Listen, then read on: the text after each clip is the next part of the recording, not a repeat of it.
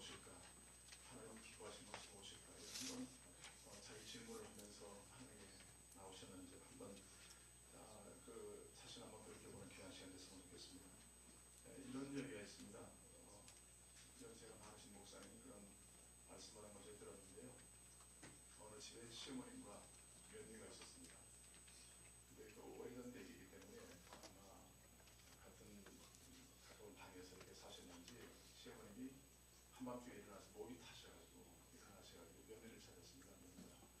아가야 나에게 좀 시원하지 않다고. 그러니까 며느리가 뭐라고 그러냐면 어머님 건강을 위해서 따뜻한 모차를 갖고 왔대요. 그러니까 나 지금 목이 타 죽겠는데 왜 이거 갖고 왔어? 라고 좀 원망을 하셨대요. 그래서 며느리가 어머님 좋으신 건데 아쉬워하면서 뚜껑 냉장고를 열어보니까 아주 먹음직스러운 배가 있는 거예요. 시원한데 그것을 잘 깎아가지고 그 시어머니 갖다 드렸고 했더니 야 내가 이 배 먹냐 밤에 또 원망하신 거예요. 그래서 야 참 어머니 이해 못하겠다. 왜 이렇게 이 좋은 걸 갖다 드리는데 감사하고 드시지. 그리고 또 가서 오늘 열어보니까 홍삼 액기스가 있는 거예요. 불을 잘 타서 어머니 여기 가봤습니다 했더니 불끈 화를 내시면서 야 나 열만한 줄 몰라. 몸이 끓고 있다 지금. 왜 그래요? 화를 내시대요. 우리가 그 섬긴다는 것, 다른 사람에 대한 어떤 우리가 사랑의 행위에 있어서 받으시는 입장을 생각하지 않고 내 생각대로 내가 좋은 대로 이렇게 섬겼을 때 섬김이 역효과가 날 수가 있다는 거죠. 하나님이 원하시는 하나님이 원하시는 것에 대한 그 관심이 없으면 내가 내 열심으로 내가 하고 싶은 대로 하는 것이 과연 예배고 하는 것이 신앙일까? 그래서 나는 문제를 이야기할 수가 있습니다. 오늘 여기나 본문에 나오는 이스라엘 백성들의 상황이 굉장히 안 좋습니다. 이들의 생명은 예배에 있잖아요.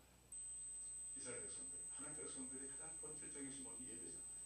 한 예배는 얼마나 중요합니까? 하나님 뭘 원하실까? 뭘 기뻐하실까? 여러분 성경에 본다면 정말 하나님이 기뻐하시는 것이 뭘까? 물론 히브리서 11장 6절에 믿음이 없이는 기쁘시하지 못하느니 하나님께 나가는 자는 반드시 그가 계신 것과 그 앞에 찾는 자들에게 상 주시는 신을 위하십니다. 믿음이 뭡니까? 자신을 다 내려놓고 하나님만을 의뢰하는 것입니다. 내가 완전히 배제된 상태예요. 무조건 주님을 믿고 따르고 있습니다. 그 대표적인 인물이 소개해 본다면 우리 누가복음 5장에 나오는 베드로죠. 그는 전문 어부인데 이 목수인 예수, 청년 예수가 자기 배에 타셨어요. 말씀 전하시고 전도하세요. 그리고 말씀하기를 깊은 곳에 그물을 던지라고 했을 때 여러분 그 어부가 얘기하는 그 목수가 얘기하는 거잖아요. 베드로는 전문 어부거든요. 갈릴리 오실에서 뻔한 사람이거든요. 그런데 밤이 맞도록 속에 한 마리 못 얻었단 말이에요. 그러니까 이런 상황에서 또 깊은 곳에 낮에 밤에 고기를 잡는데 낮에 그물을 던지라고 그러니까 이해가 안 가죠. 상식에 맞지 않는 얘기거든요. 그의 경험상 그의 지성으로 보더라도 이것은 맞지 않는 얘기예요. 근데도 예수님 말씀에 좀 권위가 있었어요. 그래서 내가 밤이 맞도록 수고하여서 얻은 것이 없지만 말씀을 위해서 그물을 던져보겠습니다. 그리고 그 대낮에 깊은 곳으로 향해서 그물을 던져거든요. 고기가 엄청나게 잡혔어요. 그와 연유를 인해서 예수님 앞에 주여 나는 지혜입니다. 나를 떠나십시오. 당신은 정말 온 우주의 하나님이고 자연 이 바다를 다스리시는 이 속속히 알고 계시는 전능하신 하나님이십니다. 라고 무릎을 꿇어요. 여러분 믿음이라는 게 우리 지성과 이성과 이해돼서 믿는 믿음이 아니죠. 여러분 우리 예수님 십자가를 대신되면서 시몬이라는 사람이 있어요. 억지로 졌거든요. 십자가 의미도 별로 모르고 또 예수님 십자가를 건너주고 갔어요. 근데 그 결과로 어떻게 됐습니까? 그 가정이 복을 받았어요. 그의 자녀들이 다 예수 믿게 되고 하나님 나라의 귀한 일꾼이 되었다. 여러분 우리가 믿으면 그 다음에는 하나님이 하시게 되어 있습니다. 안 잡히는 것을 잡히게 하신다는 이것은 하나님의 능력이에요. 믿음은 전적으로 주님을 신뢰하는 것입니다. 베드로는 자기 배를 비워서 예수님께 맡겨드렸고 자기 마음도 비워서 하나님의 말씀에 인도를 받고 행동했어요. 오직 하나님과 그의 말씀을 순종했을 때 하나님이 하셨습니다. 전적으로 주님 말을 신뢰하는 것, 이 믿음이 우리가 필요한 것이죠. 그래서 오늘 우리가 하나님을 예배한다는 것도 하나님이 원하시는 것이 뭘까? 우리가 그 의미를 바로 알고 주님을 예배해야 되잖아요. 오늘 우리가 찬송했어요. 하나님이 찾으시는 그 예배자 한 사람. 그 예배자가 없어 주님이 슬퍼하신다. 아니, 이스라엘 백성은 예배 없이는 살지 못하는 사람들이에요. 우리 하나님 백성들이 예배를 빼면 어떻게 되겠어요? 근데 하나님 지금도 예배자를 찾고 계시다는 그 의미를 우리는 되새겨봐야 되죠. 하나님 원하시는 예배자가 뭐냐? 그 마음을 이해하고 주님을 바로 알고 내 자신을 드리고 있는 거냐? 이 문제가 정립이 안 된다면 주님의 관계는 계속 문제가 있을 거예요. 하나님 종교 행위는 남지만 하나님과의 만남을 통해서 하나님 원하시는, 기뻐하시는 삶의 열매들이 우리 안에 맺히지 못한다는 것이죠. 그럼 이제 우리는 다시 한번 예배를 점검하고 우리 삶을 점검해서 무엇보다 하나님의 관계를 온전케 하는 이런 삶의 자리로 이 아침 우리 모두가 나가야 될 줄로 믿습니다. 이런 미가 선지자는 아마 그 당시에 이스라엘 백성, 북이스라엘이 하나님 말씀에 불순종함으로 멸망했어요. 아수르에서. 근데 그 죄를 똑같이 남유다도 반복하고 있는 거예요. 그 애끓는 마음을 가지고 회개하라고 외치는 거죠. 하늘 말씀 전하면서 빨리 회개하지 않으면 이런 심판이, 이런 하나님의 매가 너의 목전에 있다. 근데 그들은 듣질 않아요. 왜? 우리가 가지고 있는 권력, 이 많은 군사력, 또 우상을 섬겼어요. 산당에다가 우상을 섬겼죠. 우리에게는 부족함이 없다는 소리를 가져요. 근데 결국 하나님 관계가 깨지고 말았어요. 그걸 인해서 결국은 매질을 당하고 심판을 받고 바벨론의 포로로 잡혀가죠. 그래서 매질이라는 것은 하나님의 사랑의 매예요. 결국은 그게 끝이 아니라 회복과 또 다른 세움을 위해서 하나님께서 사랑의 매질을 하신 거죠. 자, 여러분 볼 때 오늘 본문에 그래요. 하나님 앞에 나갈 때 뭘 가지고 나갈까? 이게 참 중요한 제목 아니에요? 오늘 이 여기 나오는 미가 선지자가 대신해서 지금 외치고 있는 것이 뭡니까? 무엇을 가지고 나갈까? 어떻게 하나님을 경배할까? 하나님이 뭘 원하실까? 하나님이 뭘 기뻐하실까? 이것이 예배자의 태도가 아니겠습니까? 그런데 본문에 보시면요, 뭔가 문제가 있어요. 당당히 나가지 못하고 있어요. 주님께 당당히 나가서 하나님을 예배하지 못하고 있는 부분이 있습니다. 그러니까 하나님 관계를 온전케 하기 위해서 송아지를 가지고 나갈까? 천천수양이나 엄청난 짐승을 잡은 기름을 가지고 하는 게 나갈까? 아니면 내 자식을 잡아서라도 하는 게 나갈까? 하나님께는 나가야 되겠는데 지금 나갈 수 없는 그들의 형편이 있어요.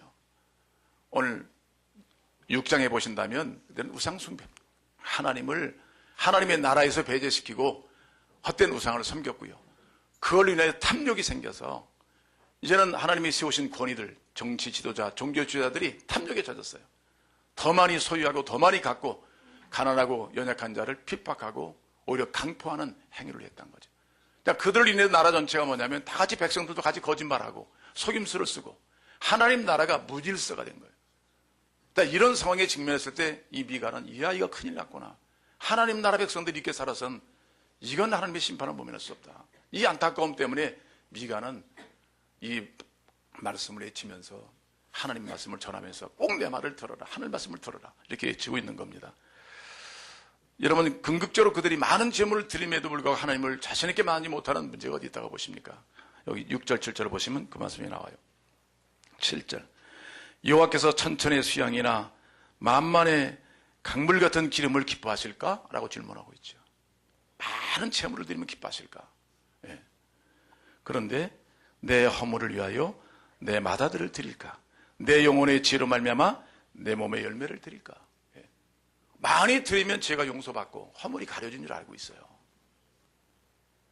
그러니까 진정한 하나님께 대한 자신을 내어드리는 회개와 변화가 없이 단지 종교적인 요식 행위로 하나님이 기뻐하시는 것이 많은 물질을 드리면 될까? 내가 열심히 하면 될까? 이런 모습으로 하나님이 원하시는 예배, 원하시는 관계를 끊어버리고 자기가 원하는 것, 이런 예배를 하나님께 드리고 있는 이스라엘 백성의 현실을 고발하고 있는 겁니다. 분명 문제가 있다. 이건 총체적인 이 땅에 좀 부패가 온 건데요. 자, 이럴 때 여기서 여러분, 하나님께서 이스라엘 백성을 이 땅에 두신 것은 왜 두셨겠어요?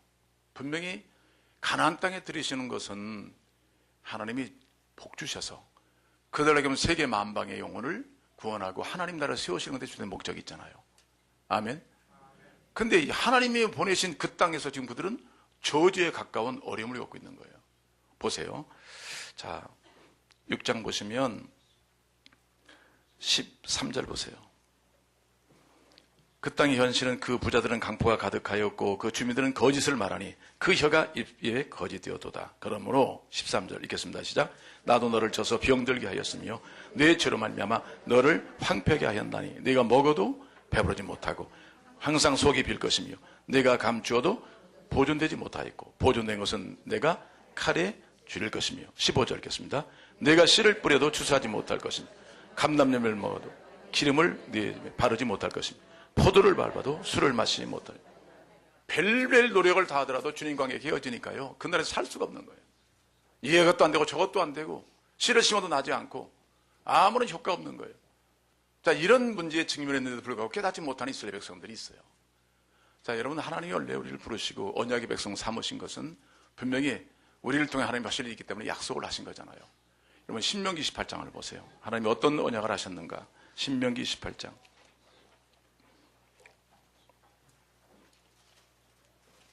1절부터 보시면 신명기 18장 1절부터 보겠습니다. 하나님의 공의가 나와 있어요.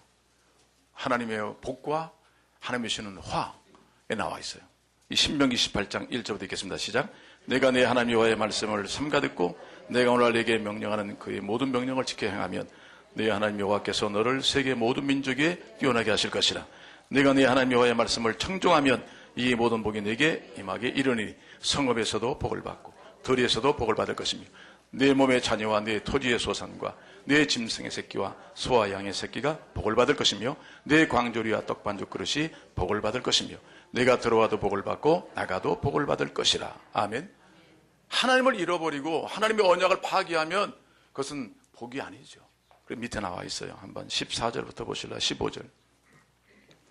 내가 만일 네 하나님 말씀을 순종하지 아니하여 내가 오늘 네게 명하는 그의 모든 명령과 규례를 지켜 행하지 아니하면 이 모든 저주가 네게 임하여 네게 이를 것이니 네가 성읍에서도 들에서도 또 네 광조리와 떡반죽 그릇이 네 몸의 소생과 네 토지의 소생과 네 소의 양의 새끼가 저주를 받을 것이며 네가 들어와도 저주를 받고 나가도 저주. 그럼 우리 이 백성들의 모습이 좀 어때요? 지금 나가도 들어와도 안 되는 거예요. 씨를 심어도 안 되고 하나님이 하늘을 닫아버리고 땅을 황폐하게 만들어 보니까 들어갈 수가 없는 거예요. 여러분, 그렇습니다. 오늘 우리가 원하는 하나님이 기뻐하시는 것은 재물이 아니라 우리가 진정으로 우리의 삶의 변화와 태도의 변화를 통해서 하나님 앞에 중심으로 나가 자신을 하나님께 내어드리는 것이 더 중요한 줄로 믿습니다. 인간이 하나님께 나갈 수 있는 길은 어떤 다른 무엇이 아니라 오직 예수님의 은혜와 십자가의 보혈의 은총만이 하나님께 나갈 수가 있어요. 그런 측면에서 그 무엇도 하나님의 관계를 맺을 수 있는 것은 없다. 그때 신자가 하나님의 은혜로 구원받은 우리 모두가 이 지혜를 내 안에 숨겨두고 하나님의 관계를 온전히 맺을 수가 없다. 더 많은 봉사, 더 많은 시간, 더 많은 일을 한다고 해서 하나님 관계가 회복되는 것은 아니다. 내 속에 있는 죄악을 하나님께 진지하게 내어놓고 하나님을 찾고 구하는 그런 신실한 모습이 우리 안에 있어야 될 줄로 믿습니다. 그럼 오늘 본문에 보신다면 8절에 이 말씀이 나와 있어요. 해결책이죠. 진정 하나님 원하시는 기뻐하시는 참다운 예배. 8절 읽겠습니다. 시작. 사람아 주께서 선한 것이 무엇임을 네게 보이셨나니 여호와께서 네게 구하시는 것은 오직 정의를 행하며 겸손하게 네 하나님과 함께 행하는 것이 아니냐. 그래서 구약의 황금률이라고 얘기해요. 황금률. 성경 전체를 본다면 하나님을 사랑하고 네 이웃을 네 몸처럼 사랑하라 하는 것이 새로운 계명이고 영원한 계명인 것입니다. 자, 이 말씀을 실천적으로 살아야 된다. 그러니까 우리 예배라는 것이 단순하게 예배 형식으로 끝나면 안 되고 예배의 삶이 필요하다. 그래서 일반적으로 여러분 예배에 대한 그 신학적 측면에서 보신다면 예배는 드리는 거잖아요. 그래서 받으시는 분이기 때문에 어떤 태도로 드릴 것이냐, 뭘 하나님이 기뻐하실 것이냐, 이 사실이 중요하고요. 또 본질적으로 예배의 행위는 여러분 오늘 11시부터 12시까지 드리는 예배, 이런 의식적이고 형식적인 예배가 있어요. 이건 한 주간 동안 하나님의 관계 속에서 우리가 주님을 만난 경험, 받은 은혜들, 또 헌신, 기도, 이 모든 걸 함축해서 하나님 앞에 예배로 나가는 거예요. 공동체가. 그러나 예배가 끝난 다음에 시작되는 것은 예배의 삶이거든요. 그 우리의 모든 삶이 하나님의 관계 속에서 이루어지는 모든 행위가 바로 예배라는 거예요. 근데 이스라엘 백성들은 예배 형식, 예배 의식에 집중해놓고 하나님을 만났다 얘기하면서 세상 가운데서는 아무 역할을 못하는 거예요. 세상은 점점 병들고 있고 죄악으로 물들고 있고 공의는 사라지고 정의도 없어지고 다 이런 상황에서 그들은 똑같이 행동하는 세상 가운데서. 그러니까 하나님이 원하시고 이뻐하시는 참다운 예배는 오늘 세 가지로 말씀하고 있어요. 공의를 행하는 것, 정의를 행하는 것, 그 다음에 뭡니까? 인자를 사랑하는 것, 세 번째는 겸손하게 주님과 동행하는 것. 그러니까 우리의 삶 자체가 곧 예배가 되어야 된다. 무엇보다도 우리가 실천적으로 주의 말씀 가운데 행하는 삶 자체가 귀한 예물이 된다. 그것보다 귀한 재물은 없다. 바로 너를 받길 원한다. 그 말씀인 거예요. 더 중요한 것, 이것이 뭐냐, 내 삶, 하나님께 헌신되고 순종된 내 삶, 그것이 교회 안에서 뿐만 아니라 세상 가운데서도 하나님 말씀을 실천함으로 얻어지는 이 삶의 열매들을 주님께 내어드리는 것이 진정한 예배고 하나님과의 관계를 온전케 할 수 있다. 믿습니까? 자, 그런 점에서 여러분, 첫째는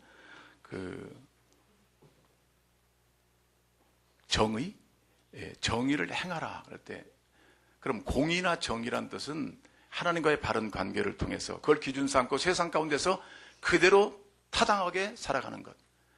그러나 이 지금의 이스라엘 백성들은 가진 권력을 휘두르고 남용해서 없는 자를 뺏고, 그래서 그 사회는 불공평, 부정직한 사회가 된 거예요. 이런 사회 속에서 기독교 역할이 무엇이냐 하는 문제를 던져주고 있는 거죠.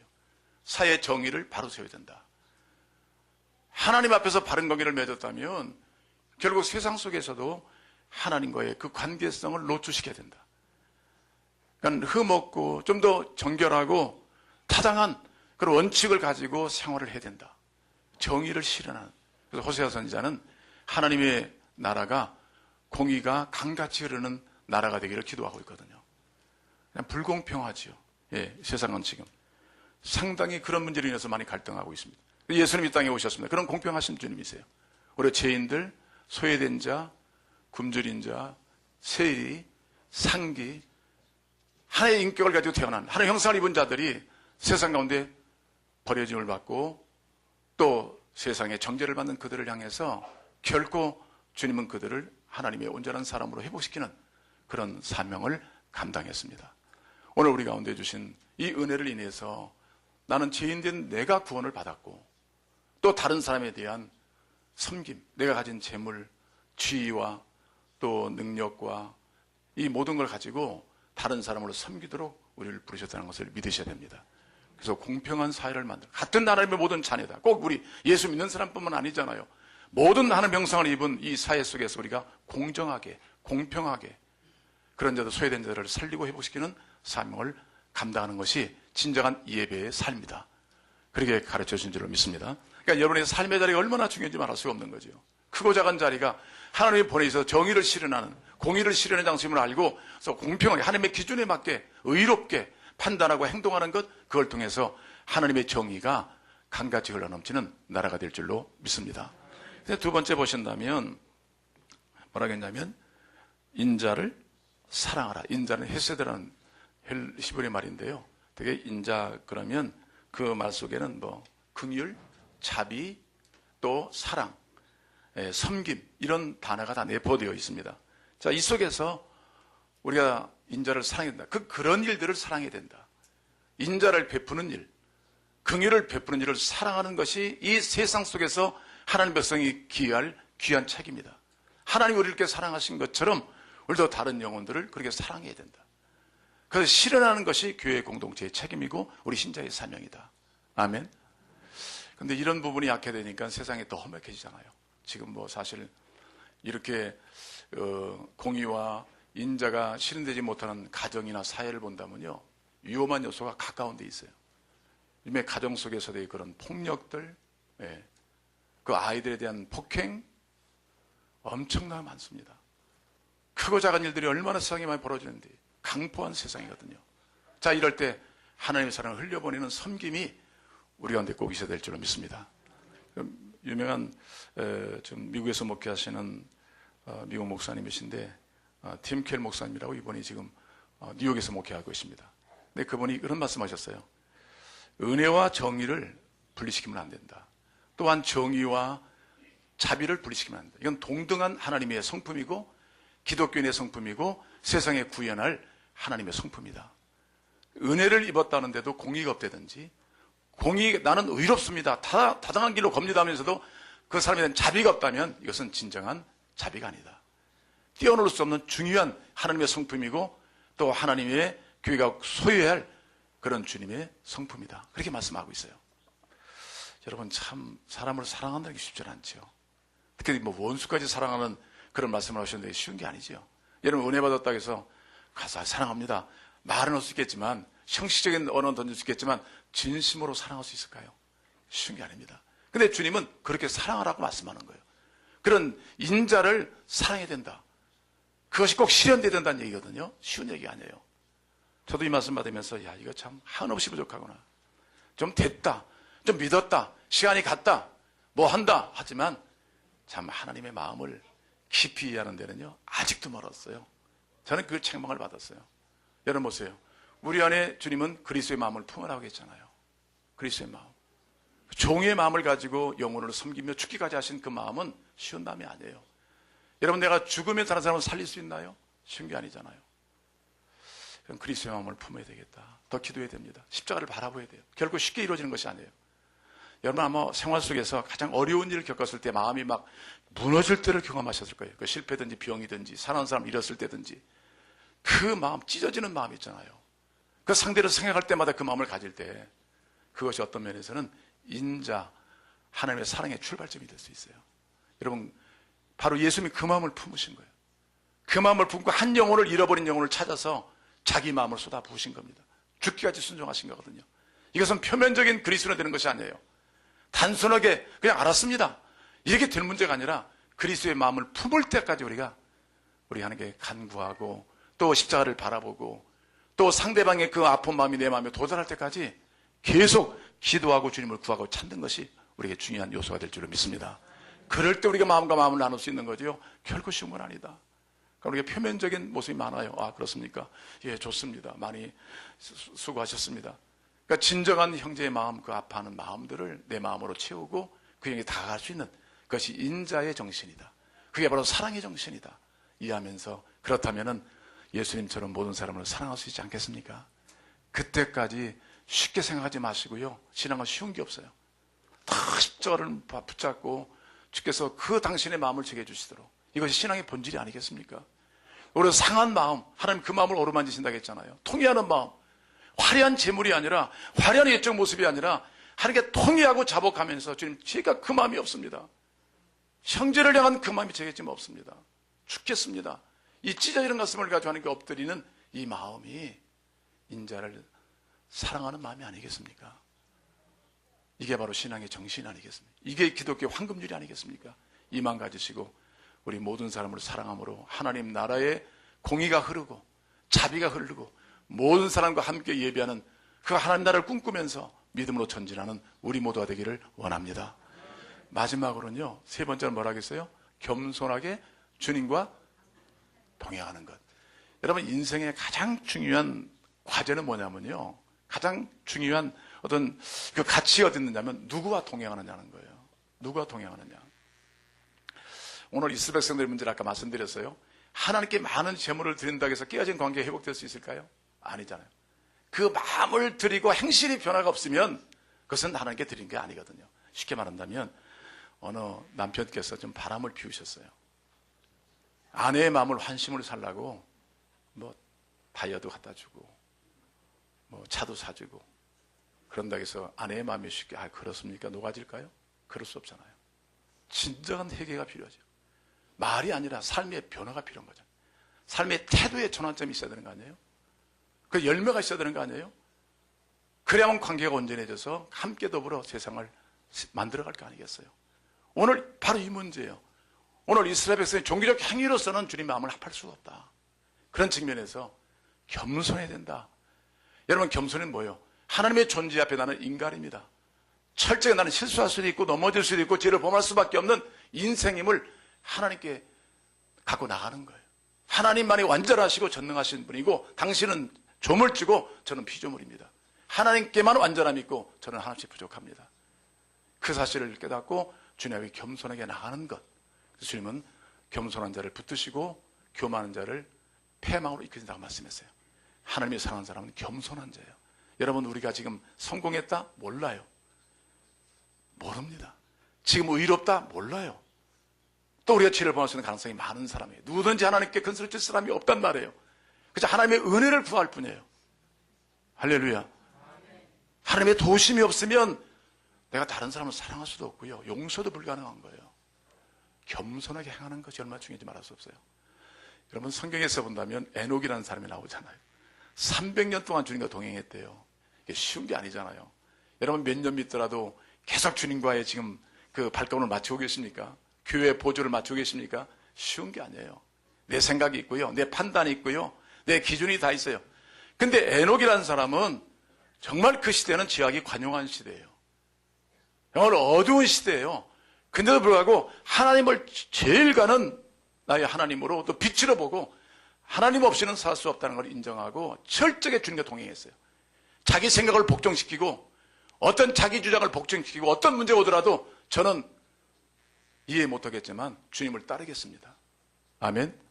이게 신앙이에요. 그게 맡긴다는 거예요. 내 주장 다 피고 내 생각을 다 피고 어떻게 주님 따릅니까? 그것은 하나님과의 거리를 멀게 할 뿐이에요. 그러니까 끊임없이 따랐다는 거예요. 300년 동안을.